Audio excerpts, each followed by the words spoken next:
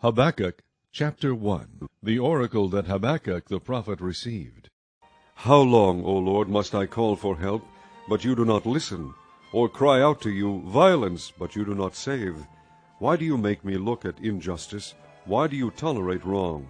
Destruction and violence are before me. There is strife, and conflict abounds. Therefore the law is paralyzed, and justice never prevails. The wicked hem in the righteous, so that justice is perverted. Look at the nations and watch, and be utterly amazed, for I am going to do something in your days that you would not believe, even if you were told. I am raising up the Babylonians, that ruthless and impetuous people, who sweep across the whole earth to seize dwelling places not their own. They are a feared and dreaded people. They are a law to themselves, and promote their own honor. Their horses are swifter than leopards, fiercer than wolves at dusk. Their cavalry gallops headlong, their horsemen come from afar. They fly like a vulture swooping to devour. They all come bent on violence. Their hordes advance like a desert wind, and gather prisoners like sand. They deride kings and scoff at rulers. They laugh at all fortified cities. They build earthen ramps and capture them. Then they sweep past like the wind and go on, guilty men, whose own strength is their God. O Lord, are you not from everlasting? My God, my Holy One, we will not die. O Lord, you have appointed them to execute judgment. O Rock, you have ordained them to punish. Your eyes are too pure to look on evil. You cannot tolerate wrong. Why then do you tolerate the treacherous? Why are you silent while the wicked swallow up those more righteous than themselves? You have made men like fish in the sea, like sea creatures that have no ruler. The wicked foe pulls all of them up with hooks. He catches them in his net. He gathers them up in his dragnet, and so he rejoices and is glad. Therefore he sacrifices to his net, and burns incense to his dragnet. For by his net he lives in luxury and enjoys the choicest food. Is he to keep on emptying his net, destroying nations without mercy? Chapter 2.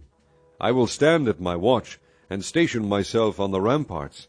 I will look to see what he will say to me, and what answer I am to give to this complaint.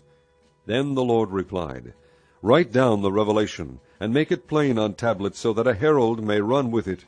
For the revelation awaits an appointed time. It speaks of the end, and will not prove false. Though it linger, wait for it. It will certainly come, and will not delay.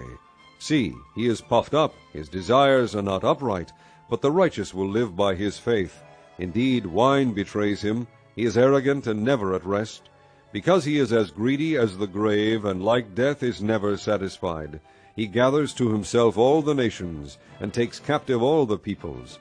Will not all of them taunt him with ridicule and scorn, saying, Woe to him who piles up stolen goods and makes himself wealthy by extortion? How long must this go on? Will not your debtors suddenly arise? Will they not wake up and make you tremble? Then you will become their victim, because you have plundered many nations. The peoples who are left will plunder you. For you have shed man's blood, you have destroyed lands and cities, and everyone in them. Woe to him who builds his realm by unjust gain, to set his nest on high, to escape the clutches of ruin. You have plotted the ruin of many peoples, shaming your own house and forfeiting your life. The stones of the wall will cry out, and the beams of the woodwork will echo it. Woe to him who builds a city with bloodshed, and establishes a town by crime. Has not the Lord Almighty determined that the people's labor is only fuel for the fire, that the nations exhaust themselves for nothing? For the earth will be filled with the knowledge of the glory of the Lord, as the waters cover the sea. Woe to him who gives drink to his neighbors, pouring it from the wineskin till they are drunk, so that he can gaze on their naked bodies. You will be filled with shame instead of glory. Now it is your turn. Drink and be exposed. The cup from the Lord's right hand is coming around to you, and disgrace will cover your glory. The violence you have done to Lebanon will overwhelm you, and your destruction of animals will terrify you. For you have shed man's blood. You have destroyed lands and cities, and everyone in them. Of what value is an idol, since a man has carved it, or an image that teaches lies? For he who makes it trusts in his own creation. He makes idols that cannot speak.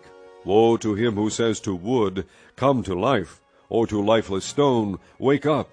Can it give guidance? It is covered with gold and silver. There is no breath in it. But the Lord is in his holy temple. Let all the earth be silent before him.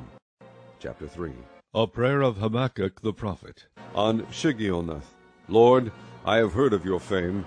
I stand in awe of your deeds, O Lord. Renew them in our day. In our time make them known. In wrath remember mercy. God came from Teman, the Holy One from Mount Paran. Selah. His glory covered the heavens, and his praise filled the earth. His splendor was like the sunrise. Rays flashed from his hand, where his power was hidden. Plague went before him. Pestilence followed his steps. He stood and shook the earth. He looked and made the nations tremble. The ancient mountains crumbled, and the age-old hills collapsed. His ways are eternal. I saw the tents of Cushan in distress, the dwellings of Midian in anguish. Were you angry with the rivers, O Lord? Was your wrath against the streams? Did you rage against the sea when you rode with your horses and your victorious chariots? You uncovered your bow, you called for many arrows. Selah. You split the earth with rivers. The mountains saw you and writhed. Torrents of water swept by. The deep roared and lifted its waves on high. Sun and moon stood still in the heavens at the glint of your flying arrows, at the lightning of your flashing spear. In wrath you strode through the earth, and in anger you threshed the nations. You came out to deliver your people, to save your anointed one. You crushed the leader of the land of wickedness. You stripped him from head to foot. Selah. With his own spear you pierced his head, when his warriors stormed out to scatter us, gloating as though about to devour the wretched who were in hiding. You trampled the sea with your horses, churning the great waters. I heard, and my heart pounded. My lips quivered at the sound. Decay crept into my bones, and my legs trembled. Yet I will wait patiently for the day of calamity to come On the nation invading us. Though the fig tree does not bud, and there are no grapes on the vines, though the olive crop fails, and the fields produce no food, though there are no sheep in the pen, and no cattle in the stalls, yet I will rejoice in the Lord. I will be joyful in God my Savior. The sovereign Lord is my strength. He makes my feet like the feet of a deer. He enables me to go on the heights. For the director of music, on my stringed instruments.